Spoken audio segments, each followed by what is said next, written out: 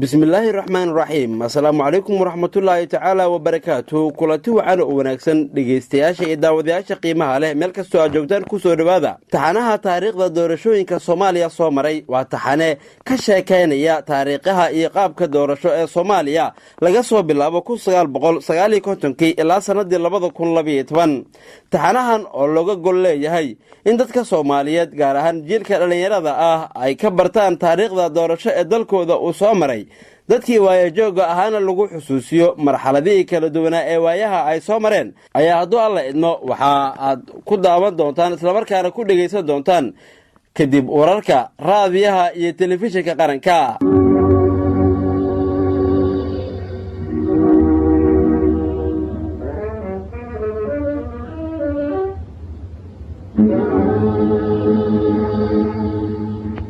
inta aan taxanaha gudagelin ee taariikhda waxa mahad balaaran aanu u jeedinaynaa guddoonka baarlamaanka Soomaaliya oo gacan ka geystay diyaarinta iyo ururinta macluumaadka taariikhaha ku jira taxanaha doorashooyinka Soomaaliya. haddaba gudoomiyaha baarlamaanka Soomaaliya mudane Maxamed Sheekh Cusmaan Jawaari ayaa ka hadlaya faa'iidada iyo ujeedada taariikhdan ay u soo ururiyeen. bismillaahi raxmaani raxiim alxamdulilaahi rabbil caalamiin. mudanayaal muwaadiniinta qadarinta iyo sharafta leh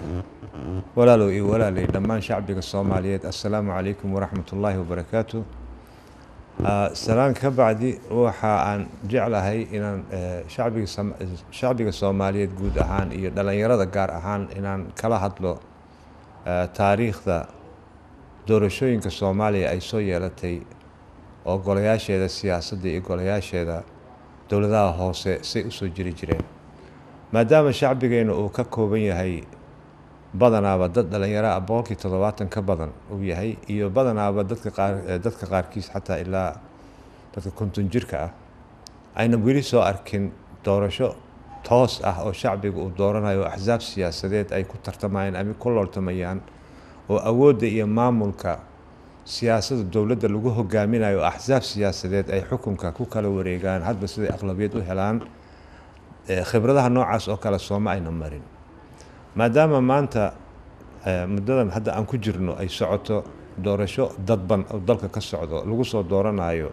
golayaasha shacbiga golayaasha uu ka kooban yahay baarlamaanka federaalka ee aqalka sare iyo golaha shacbiga waxaa lagu soo dooranayaa doorasho dadban. doorashooyin dadban dalka waa soo maray hase yeeshee waxaa laga maarmaan ah in la kala qaado doorasho dadban maxay tahay doorasho toos ah maxay tahay. doorasho dadban dalka wuxuu ku soo bilowday kontonaadkii ilaa 56 dalka waxaa lagu soo dooranayay consiglio territoriale kula dhihi jiray doorasho dadban oo dad kooban ayaa soo dooran jiray. hase yeeshee markii laga soo bilaabo taariikhda maanta hadda aan rabno in shacbiga si fiican uu u dhuuxo wixii uu soo maray waxay ka bilaabanaysaa doorashadii koonfurta Soomaaliya ka dhacday 1959 iyo gobolada waqooyi ee Soomaaliya loo yaqaan Somaliland ay ka dhacday 17 Febraayo 1960 taasoo ay sameysmikii oo Jamhuuriyadda Soomaaliya ee madax bannaan ay ku sameysantay. doorashada maanta la wado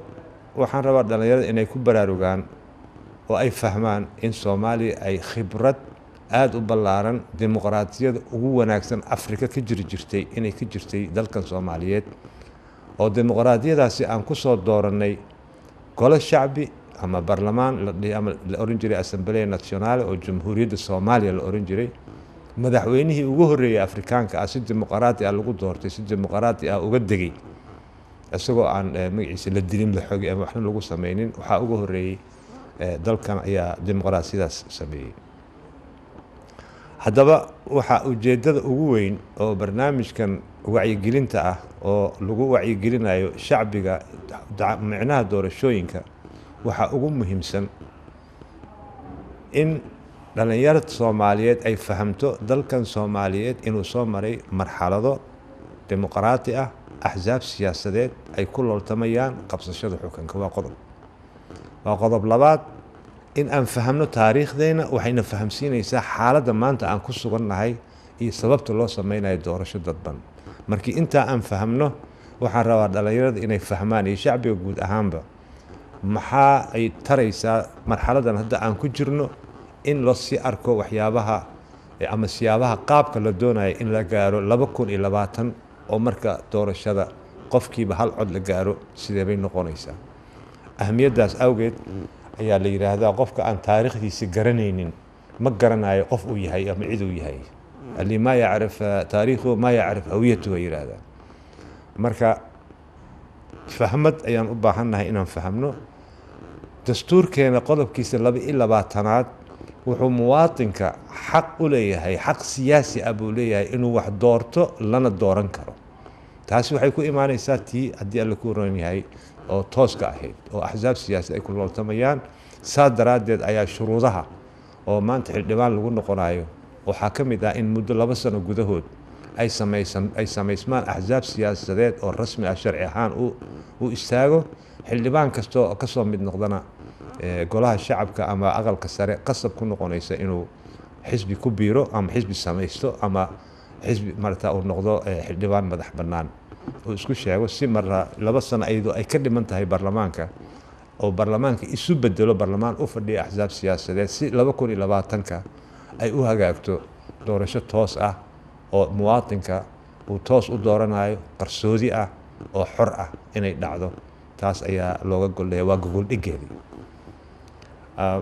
marka saa daraaddeed axzaab siyaasi inuu samaysto qofka muwaadinka Soomaaliyeed inuu xaqiisa siyaasiga ah uu ku dhaqmo, ku dhaqangeliyo, ku doorto madaxda oo uu jecel yahay ama mabaadi'deeda uu ogolaaday ama mabaadi'deeda uu isleeyahay Soomaaliya waa lagu wadi karaa, inuu u looltamo lagu doorto ama uu u doorto qofkii asaga markaa uu isleeyahay ama dadkii uu isleeyahay dalkaasi waa hogaamin karaan, dalka waa badbaadin karaan, cadaalad waa samayn karaan, maamulka siyaasad waa hogaamin karaan isleeyahay in loo doorto ama inuu u doorto dastuurka u fasaxaya. si taa aan u gaarno, hadda waxaan ku meel gaar ahaan u samaynayna waxa weeyaan doorasho dadban oo markii hore golahan hadda oo baarlamaankan 9aad ee hadda xilhayntiisa dhamaatay hal qof ayaa soo qorayay oo madax beeleed ah. tallaabo lagu kordhiyay in marta ay 51 qof ay noqdaan meeshii hal qof uu ka ahaa. baarlamaanadii ka horeeyay kii 7aad iyo kii 8aad midna waxaa lagu soo doortay, waxaa lagu soo dhisay aan iraahdo carta oo dalka Djibouti ah. midkii xigayna waxaa lagu soo dhisay meel Embegati iraahdo oo dalka Kenya ku yaala. waxaa doorashadan dadban tallaabada hor looga qaaday waxay tahay in tii waxa ay ku soo xigay in 2012 in marta dalkii baarlamaanadii laga soo dhisayay banaanka dalka dibadiisa laga kaaftoomo oo xamar lagu dhiso. tallaabada hadda la sii qaaday waxay tahay in xamar laga kaxeeyo oo la geeyo gobolada. arrinta oo loo baahan yahay mustaqbalka dhowna in marta 2 sano ugu horeysa in xildhibaanada iman doona haddii la yiraahdo inay ka howlgalaan ay tahay in maadaama golayaashii siyaasadda ee baarlamaanka sharci dejinta ay ku imaanayaan doorasho dadban mid la mid ah in la sameeyo oo deegaanada oo la sameeyo golayaasha dowladaha hoose ee deegaanada in la sameeyo muddo 2 sano oo gudahood. taa dhammaan waxay gogol dhig u tahay, waxay gogol dhig u yihiin in mustaqbalka la gaaro doorasho toos ah oo markan ballanta la qaadayo lagu shaqeeyo 4 sano soo socota 2020 inayna baaqanin in la sameeyo doorasho toos ah muwaadinka uu go'aaminayo cidda markaasi hoggaanka u qabanayso. taas ayuu ku saabsan yahay barnaamijka. wixii faahfaahin iyo su'aalo aad u baahataan waad noo soo diri kartaan, ama meeshii cadeymo u baahan u soo dira meelaha oo ay tilmaami doonaan xafiiska guddoonka oo warfaafinta u qaabilsan ayaa u soo diraysaan, waana la soo gaarsiinaa haddii la yiraahdo, waana ka soo jawaabaynaa. taa waxaan ula jeednaa in la fahmo meeshaan u socono waxayse u baahan tahay oo wacyigelintaana ay ku saabsan tahay waxaa loo baahan yahay dulqaad sabar iyo deganaansho iyadoo la fiirinayo danta qaran waxa ay ku jirto tartiibta la rabo in looga baxo